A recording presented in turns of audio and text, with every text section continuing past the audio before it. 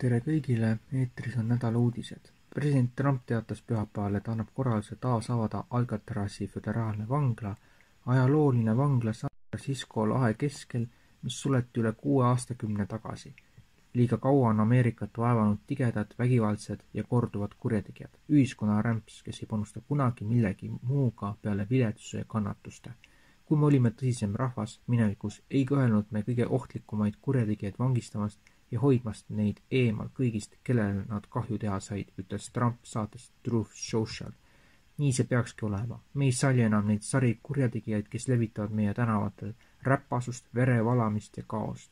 Seepärast annan ma täna vanglaametile koos Justiitsministeeriumi, FBI ja Sisejulgeolekuministeeriumiga käsu taas avada oluliselt laiendatud ümber ehitatud Alcatraz, et majutada Ameerika kõige halastamatumaid ja vägivaldsemaid kurjategijaid, jätkas ta. Lugu sellest, kuidas Soome poisi sõtta minek lõppes surmaga. Poisi otsus tuli perele täieliku üllatusena. Ta ütles, et tahab minna Ukrainasse vabatahtliku võitlejana. Perekond püüdis seda ümber veenda, aga ta jäi enesele kindlaks.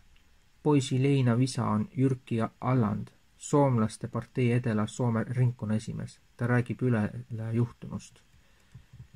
Sõjaväes olles tekkis 20-aastasel Leo Allandil mõte minna vabatahtlikuna võitlejana Ukrainasse. Isa sõnul oli motiiviks soov aidata ja mingisugune kutsumus. Perekond ei kiitnud lahkumist heaks, arutasime ohte ja soovitasime neil kaaluda teist võimalust, ütleb isa Jyrki. Kuid sellest polnud abi, poissi enesele kindlaks ja allkirjastas teenistuslepingu, millega ta kohustub teenima Ukraina relvajõudes vähemalt 6 kuud. Rindel tekkisid poisid teisel mõtted ja ta tahtis koju tagasi pöörduda, kuid teenuslepingut ei saanud enne tähtaega lõpetada, leping kohustas teda jääma. Ahvenamaa saatis oma pojale viimase sõnumi 9. aprillil, edasist vastust ei tulnud. Ta suri kuskil Ida-Ukrainas selle tagajärel, mille pärast ta kõige rohkem muretses. Inimese juhitavat droonirünnaku tagajärel, rääkis Alland Ülele. Jyrki Alland tahab rääkida oma poja lugu lootuses, et see muudab kellegi teise meelt vabatahtlikuks võitlejaks hakkamise osas. Pärast seda, kui uus Saksamaa kantsler vallandas Saksamaa poliitikas kaose, kui ta salajasel hääletusel läbi ei pääsenud, saades 630 häälest vaid 310, mis ei võimaldanud tal saavutada vajalikku 316 häält, enneolematu tulemus, kuna see oli alles esimene kord pärast teist maailmasõda, kui ametisse astuv kantsler ei suutnud Bundestagi esimeses hääletusvoorus seadusandjate toetust kindlustada. Õnnestus tal hetk tagasi pärast päeva teist katset Mersi läbi hääletada 325 häälega läbi pigistades, kogudes kokku 15 lisahäält. Soodsat tulemust kommenteerides ütleb Bloomberg, et me võime välistada koordineeritud katse tema kantsleri ametit nurjata, mis jätab varasema nurjumise võimaliku põhjusena ebakompetentsuse, kahetsusväärse vea. Alternatiiviks on rünnak, kuid praegu jääb saladuseks kelle poolt. Teised polnud nii kindlad, nagu Forsa küsitlusgrupi juht Manfred Küllner varem ütles, isegi kui Mers teises voorus edasi pääseb, on ta nüüd kannatada saanud. India kinnitas kolmapäeva varahommikul rünnakuid Pakistanile 2 nädalat pärast seda, kui India hallatavas Kashmiris toimunud terrorirünnakus hukkus üle 20 tsiviilisiku. India teatas rünnakust Pakistanile pärast seda, kui koguti tõendid, mis viitsid Pakistanis asuvate terroriste selgele seotusele eelmisel kuul Kashmiri turismipiirkonnas tsiviilelanike vastu toime pandud rünnakuga. Ta ütles, et kolmapäevased sõjalised operatsioonid olid mõõdetud, vastustundlikud ja kavandatud mitte eskaleeruvat DNA. Samuti lisati, et sihikule võeti ainult teadaolevad terrorilaagrid. India kaitseministeerium teatas avaldused, et Pakistanis ja Pakistani okupeeritud Jammu ja Kashmiris rünnati 9 objekti. Meie tegevust on olnud sihipärased, mõõdetud ja mitte eskaleerivad, öeldi avalduses, nimetas seda operatsiooniks Sindoor. Kuninglikule perekonnale lähedalt seisab Ameerika ärimees mitte kauaks. Tabati salajaste kaadrite filmimisel hukka mõistvate väidetega prints Andrew ja Jeffrey Epsteini suhete kohta.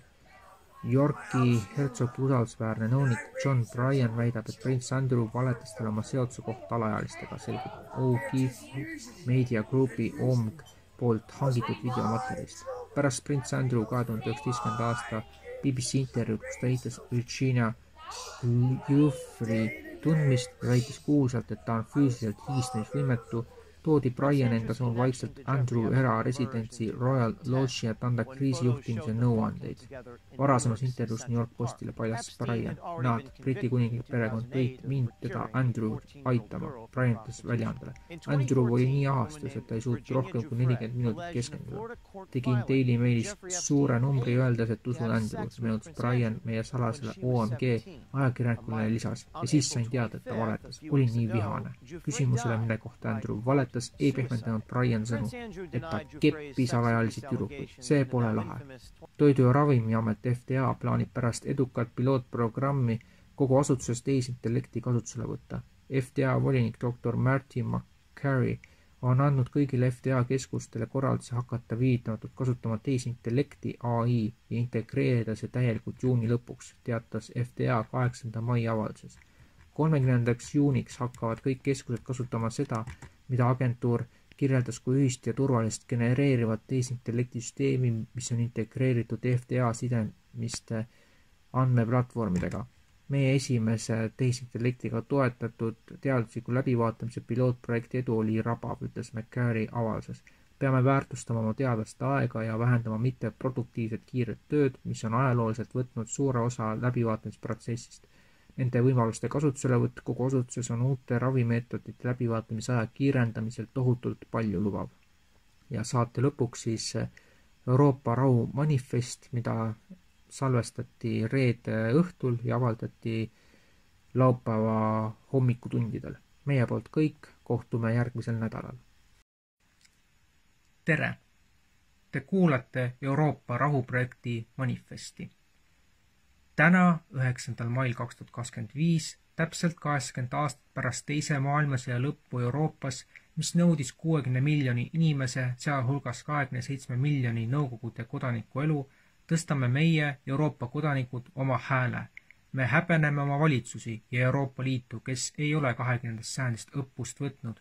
Euroopa Liit, mis kunagi oli mõeldud kui rahuprojekt, on rikutud, reetnud Euroopa olemuse. Seepärast võtame täna, 9. mail, meie, Euroopa kodanikud, oma saatuse ja ajaloo iseenda kätte. Me kuulutame Euroopa Liidu läbikukkunuks. Me alustame kodaniku diplomaatiat ja keeldume osalemast kavandatud sõjas Venemaa vastu. Me tunnistame Lääne, Euroopa valitsuste ja Euroopa Liidu kaasvastutust selles konfliktis. Meie, Euroopa kodanikud, oleme koos Euroopa rahuprojektiga vastu jultunud silmakirjalikkusele ja valedele, mida täna Euroopa päeval ametlikel tseremooniatel ja avalikes kanalites levitatakse. Me pöördume Ukraina ja Venemaa kodanike poole. Te olete osa Euroopa perekonnast ja me oleme veendunud, et koos saame korraldada rahumeelse koos eksisteerimise meie Euraasia kontinendil. Meil on meeles kujutlused sõjaväekalmistutest Volvogradist, Riia, Lorraine, Simmerach ja Amestrofini.